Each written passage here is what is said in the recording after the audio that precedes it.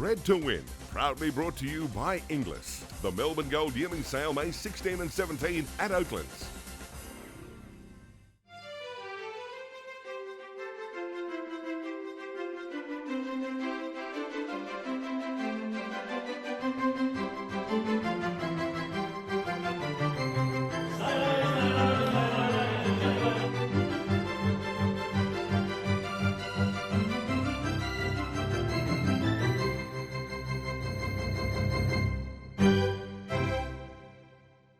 Hello, I'm Caroline Searcy. Welcome to another week of Bred to Win. Coming up, we review the Inglis Chairman's and Weanling sale from here at the Riverside complex in Sydney. We look at the first foals for one of Australia's star stayers, Ace High, now at New Zealand's Rich Hill Stud. And the wonderful Verna Metcalfe from Middlebrook Valley Lodge in Arrowfield Studs, the horse who made you love racing. First though, another busy period covered in the Aushorse news of the week.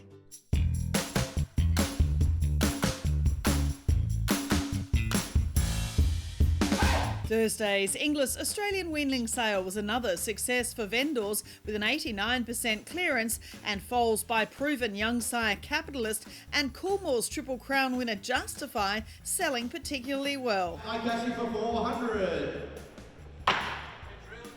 The Drill Thoroughbreds. Top lot was a colt by the Golden Slipper winner and leading first season sire Capitalist from Redute's Choice mare Lalia, Dam of Stakes winners Shamalia and Emperor's Way. He was sold by Verna Metcalfe's Middlebrook Valley Lodge to Gall Bloodstock and Peter Morgan for $400,000. Justify sired the next two highest priced lots, the half-sister to Fiesta from Now, sold by Fairhill Farm to Steve Grant's Silverdale Farm and Suman Hedge for $300,000, while the third highest price opened the sale with the Justify half-brother to Star Sprinter Super 1, Lot 1, sold to Justify's Connections, China Horse Club and Newgate Bloodstock. On Sunday, the sales series rolled on with the Inglis Australian Broodmare sale average up 53%. Top lot was Oklahoma Girl, sold by Coolmore Stud to Rosemont Stud for $350,000.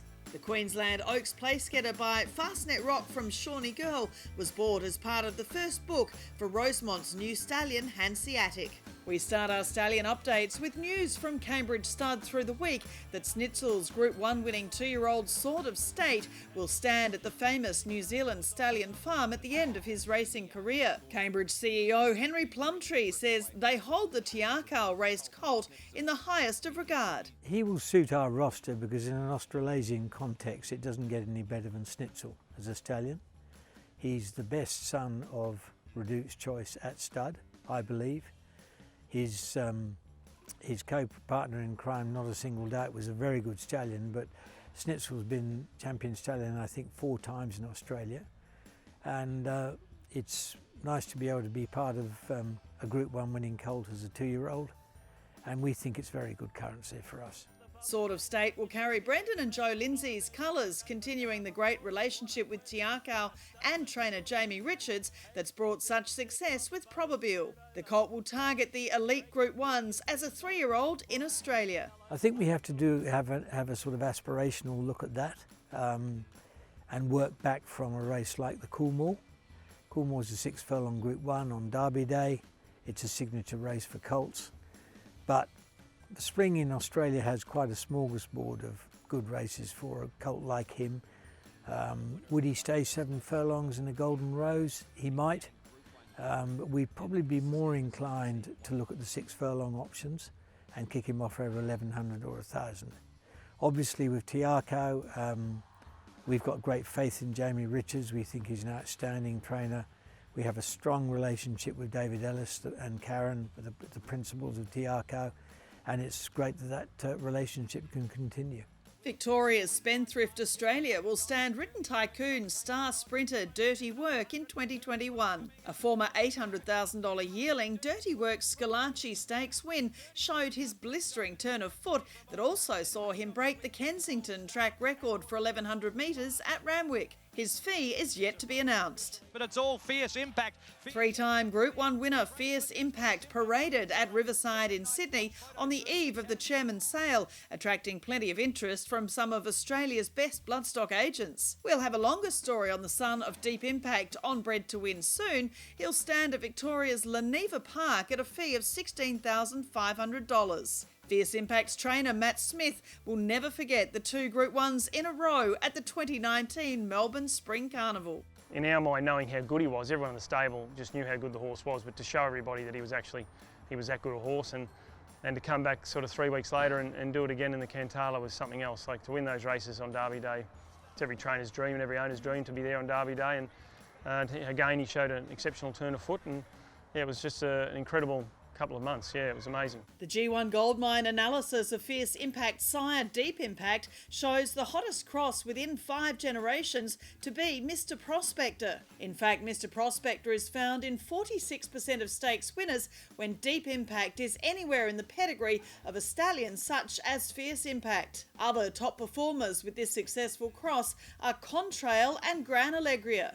So have a look at G1 Goldmine's Stallion match either on their website or at Leneva Parks, and see if this cross works with your mare heading into the breeding season. Queensland's Oakland stud will stand former Darley Stallion Exosphere this spring, with the Golden Rose winning son of Lonhro to stand alongside Power at a fee of $4,950. And sad news from Darley Woodlands, with the unbeaten dual Group 1 winner by Zabeel Reset dying at the age of 20. The Australian Guineas and Futurity Stakes winner sired Group 1 stars such as Faulkner, Pinka Pinka, Haraki, Set Square and Rebel Raider, and is seen here only recently in a paddock enjoying life right up till the end next to fellow retired stallion Carlton House.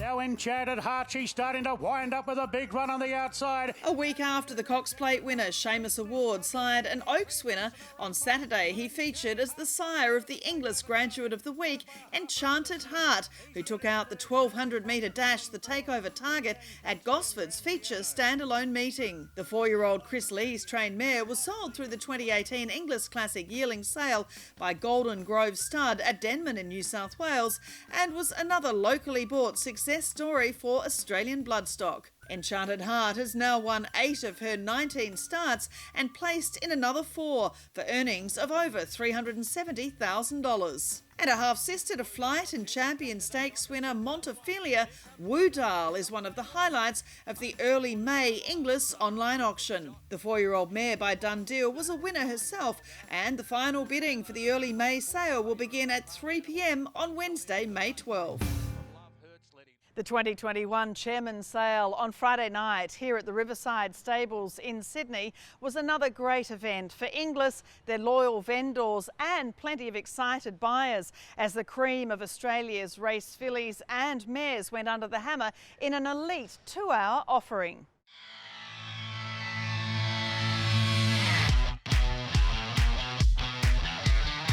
Hold on!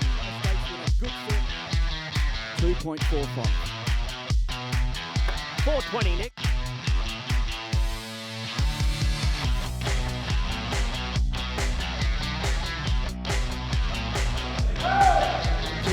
Well, Mark, as the party's continuing in there behind us, what a fabulous sale Chairman's 2021 has been. $2.5 million top seller, but so many great stories about these wonderful mares. Oh, you're right, Carolina. It's been an outstanding sale on every level.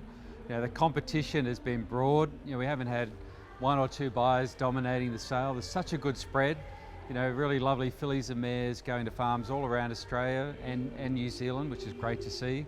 But to clear over 90%, I think as we're talking, it's 91% clearance after literally the last lot going through, and averaging 530,000 and a new record gross of 28 million or over 28 million.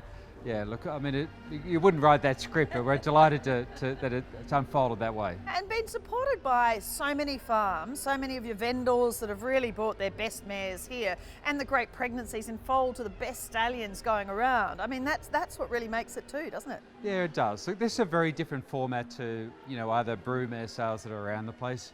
We decided 5 years ago to experiment and have a sale like this that could be a bit of fun, where we get people together with, and they can enjoy seeing elite level mares. We used to use the term select mares and general mares in sales, and then we came up with the word elite and started rounding them up, and that's what we presented today. 66 outstanding breeding prospects, and people had fun. Our staff were in black tie and people dressed up, and they just really enjoyed the whole spectacle of the evening. I sell her for 2.5 million. Well, talking about elite, Celebrity Queen, $2.5 million from Holbrook Thoroughbreds to Coolmore, I believe going to Wootton Bassett. But, this fabulous race mare by Redute's Choice, Holbrook with that great relationship with Bob and Sandy Peters, really great to see them getting that result, sending that beautiful mare, who was just a wonderful, wonderful race mare, over to Riverside to be sold. Yeah, look, I'm delighted obviously for Bob and Sandra in this case. They've had so much success breeding to Redute's Choice, and they've got some beautiful female families. Maybe they've got too many, so we're quite happy to take an opportunity like this and sell Celebrity Queen so well here. And great to see Coolmore buying it, because they've got so many top line stallions they could mate it to. Done. 2.2 million. And the second top lot was In Her Time, of course, went through the ring and last time $2 million, but some of the ownership group stayed inside. This time $2.2 million to Yulong, in foal to I Am Invincible. So just a wonderful result. $1.5 million for the first bid. The theatre with her was there right from when she first came into the ring. Yeah, look, she's an outstanding looking mare, as you know, you've seen her up close. We didn't get to see her last year because we had a COVID affected sale and it was all done in a virtual format, but so lovely to see her here today and to see all the competition. There's a lot of bidding on her. I probably had more people leading up to the sale ask me about In Her Time than any other mare in the sale, and delighted for Orbis Bloodstock to get 2.2. They bought out their partners last year, put her in foal, brought her back, and they've got her sold, and they're going to focus on their racing. The third top lot, no surprise, Pippi, $1.8 million. Kieran Moore buying for Crestfield and Bruce Neal. He has the wonderful boutique broodmare band up near Scone, and so great to see him getting a daughter of Written Tycoon, a multiple Group 1 winning sprinter, and what an outstanding type. Yeah, look, she's a cracking type, and as Kieran Moore was saying to me after he purchased her for Bruce Neal, she's the fastest mare in the country in his view, and by the leading sire, and just fits the profile that they like to have on that farm. So I certainly congratulate Kieran for shopping well for Bruce. I understand Bruce was down in Tassie and couldn't be here, but we do appreciate their support, and they're one of the best farms in the country. They are, without doubt. And you see an Eldorado Dreaming, 1.35 to Coolmore. Again, I think going to Wootton Bassett, and all the way through, Muse, $1.2 million to Widden Star, going to Zoo Star, in foal to Done Deal. All the way through Savannah and Moore, another one to Coolmore, in foal to Fastnet Rock, $1.25 million. The half to Mimi LeBrock Shoko, Richmond Start, of course, Andrew Duneman, big supporters of the sale here, spending $1 million in foal to I Am Invincible. I mean, such a diverse buying bench is what's so fascinating with this sale. Yeah, it is. And you're talking about farms there. Some of them are starting from new, like Richmond. And Andrew Duneman's put together, a group of investors, the Cunningham family and some others from Queensland. They've bought Glastonbury farms and now they're investing and they want to be at the top of the market. So delighted for them. But so many others, Springmont from Victoria investing, and Rosemont, of course, they're buying better quality mares, and also they've been very active in the yearling market with their colt syndicates. So it's good to see, isn't it? There's so much variety and so many new participants in our industry. And the younger participants, like to you and I, Ray Louise and Podrick just went past from Fernrig Farm, and I said, "Oh, you're buying for clients?" No, they're buying for themselves. That's just great to see young people with great horse knowledge actually doing it themselves. Yeah, that's right. They're backing themselves. I think they bought 3 for around $1 million. All up, and they couldn't be happier, could they, just walking past? Some people, going into a sale like this might think they're going to get knocked out by all the big buyers, but what we're seeing here today, the big buyers seem to buy what they want, and others got in as well. So all I can say is I think this format has just hit it out of the park, clearing 91%, averaging 5.35. I think that's a new world record. I'm going to call it anyway at that level. So I just encourage those breeders out there that decided to sell elsewhere in 2021 to think about this sale as first bite of the cherry, and be here in 2022 in the Chairman's sale. Last chance, done. Another wonderful occasion as the Chairman's Sale continued the big spending in the thoroughbred world in 2021. Time for a break, but coming up, the Cambridge Stud Performance of the Week and the first foals for Rich Hill Studs Ace High.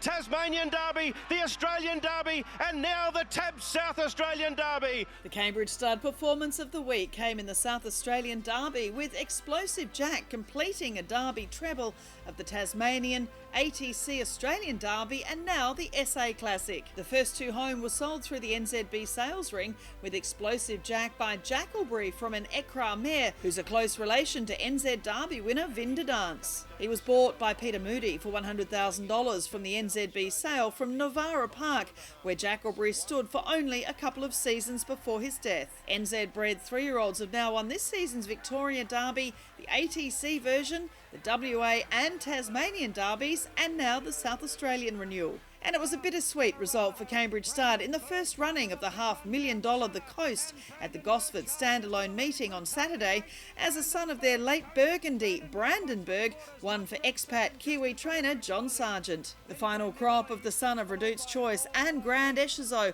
are rising 2-year-olds in 2021. New Zealand's Rich Hill Stud has a great record of producing horses to star on racetracks around Australasia. In 2021, John Thompson and his team are preparing the first foals for sale by High Chaparral's son, Ace High.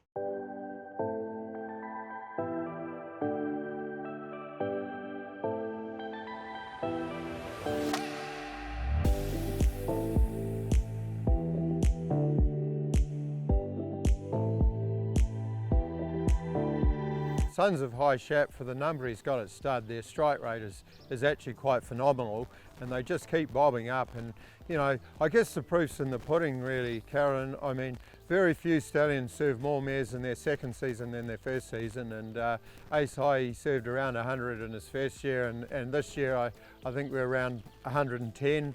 So, you know, people don't do that unless they're happy with the foals and there's a good word around about them, and you know, there's a lot of positives about the horse, aren't there? Initially, when he came here, we saw the quality of the High Chaparral and perhaps a bit of Sunday Science, but I really think now that he's starting to let down the physique of the horse. You can see a lot of Redute's Choice in him, and obviously that's no harm, and perhaps that's why he was one of High Chaparral's more precocious sons with his early 2-year-old form. Well, he won the Victoria Derby, the Spring Champion, the Hill Stakes, the Gloaming. It really is great to recap the racetrack performances of these stallions a couple of years down the line. Yeah, absolutely. I think people do forget a little bit that he was a really dominant Spring 3-year-old, and it was on the back of some good 2-year-old form. I mean, you know, just recapping, he had his first start at Rose Hill as an October 2-year-old, and he ran second to Bjorn Baker's Group 1 filly Champagne Cuddles over 1100 metres. Well, you know,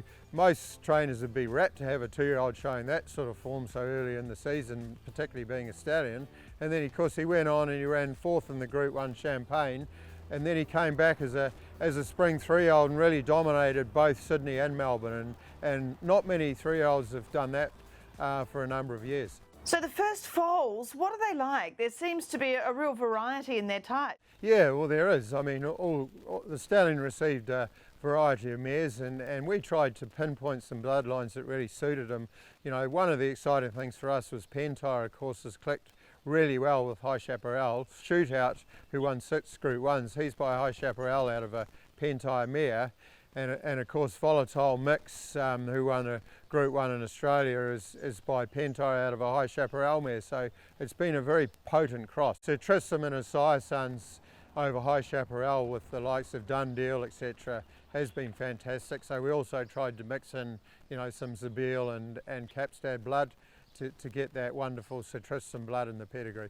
And the sorts of mares he received is fascinating. Long Lake, she's a distorted tumour mare from a triple Group 1 winning second dam. He's a very powerful colt with a lovely head, and of course It's got that wonderful Mr. Prospector Dane Hill blood scattered through this pedigree, you know, through Reduced Choice and through Distorted Humour, you know, mixed in with the High Chaparral Sadler's Wells blood. So it's a really prepotent mix, and the bloke that bred this colt is a great pedigree man. So he actually targeted Ace High with this particular mare. So he's an exciting horse. The Jezza Barber colt, this is from a great New Zealand family. Yeah, very athletic colt, as you can see. He walks particularly well, and he's got a nice head and a nice bit of length to him. The dam is a daughter of champion New Zealand 2-year-old Flying Babe, who was by Flying Spur, and of course, you know, the mare by Bull Bars, again, that Mr. Prospector blood coming through, and yeah, another very good example of a Ace High colt. Then we looked at the Quella Finale filly from a Zabeel mare.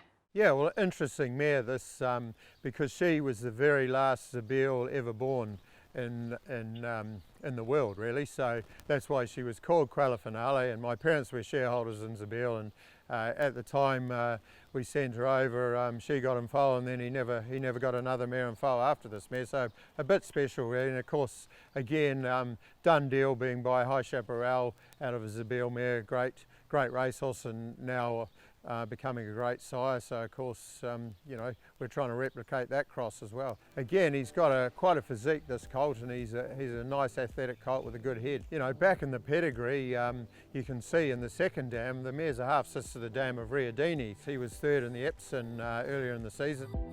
She's immensely powerful, this filly, and this filly is a big, strong girl, and she just oozes of Masque with that powerful physique and good bone and very good walking filly. And finally, two of the great broodmare influences combine in the Toy Story colt, 8 Carat and Toy Show.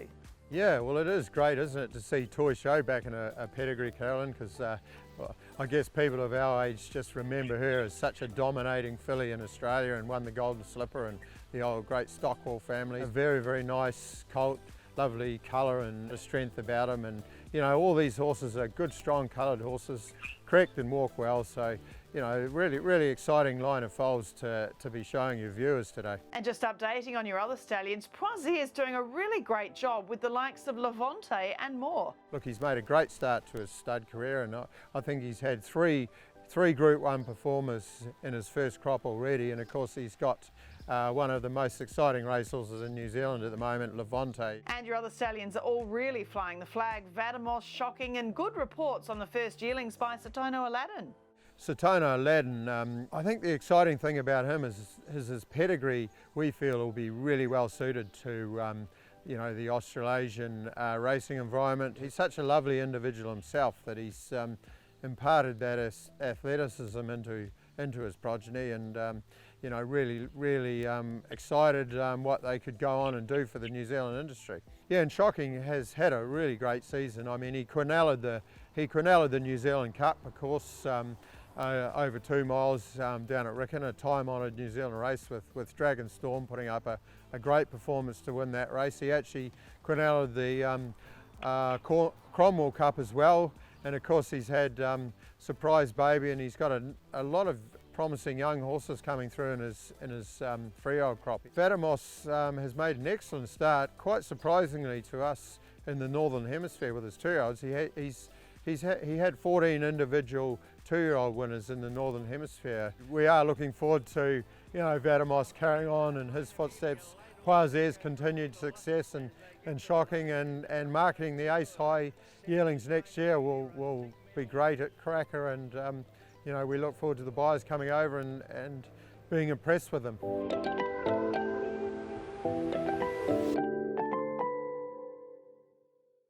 And I'm sure the Ace Highs will be very popular at this Friday's NZB Weanling sale, with 9 catalogued by the Derby winner.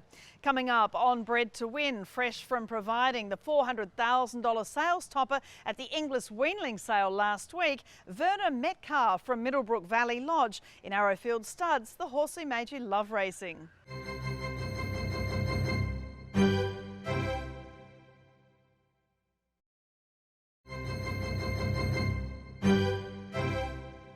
This segment brought to you by Arrowfield Stud, the brand worth its weight in gold. Apollo 11, I remember him a long time ago. I was working on a farm just on weekends. It was my weekend work to earn enough money to pay for my pony. So I used to muck his box out, take him out into a yard. He'd come over from Australia, he'd raced in Australia, and I just loved him. He was a gorgeous horse and we looked after him very well. Yeah, how incredible at that age to be involved. I mean, he raced on and on. He won, the races like Sydney Cup, the Tancred, and, came back and won more Group 1s a couple of years later. So that longevity, that's an exciting period for a young person. It was amazing, and I think what it was over there we used to put him out in paddocks. So he'd be boxed at night and out in the paddock all day and just helped their joints, kept them young, kept them fresh. Yeah, and what do you remember now? Like when you look at young horses now and you see the excitement of people coming in the industry, do you remember like how you felt way back then? Oh yes, very much so. I loved racing I loved horses full stop. They were my passion, and I worked on a farm with my father all my life, and horses were registered next door, and I used to sneak over there, and I even used to get on the odd one when it sidled up to the fence. So yeah, I loved thoroughbred racing, and horses are so well looked after in thoroughbred racing, and that's what we've all got to have, is passion for the thoroughbred. They're just an amazing animal. That's what a lot of the young people don't have these days. They don't have the passion, and that's what we need, more young people in the industry. And yeah, the passion, that's the big thing, and that's what it's not the money, it's the passion.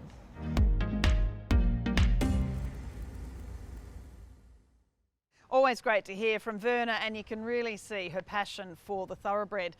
That is it for this week's Bred to Win. Join me again next week as we look at the continued success of the great New Zealand nursery Waikato stud, plus Racing Australia boss Miles Foreman on training and retaining stud and stable staff in Australia. That's all next week. I'm Caroline Searcy. I look forward to seeing you then.